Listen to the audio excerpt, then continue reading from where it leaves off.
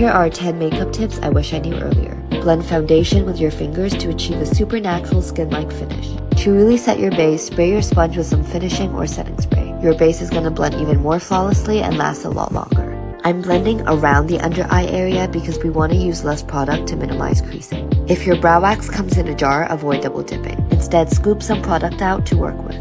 Marinate your concealer so you can use less product while still getting a full coverage. Spray finishing spray between every step, especially if you like to do your skin first. It keeps the skin looking fresh for hours and the base just looks soft and airbrushed.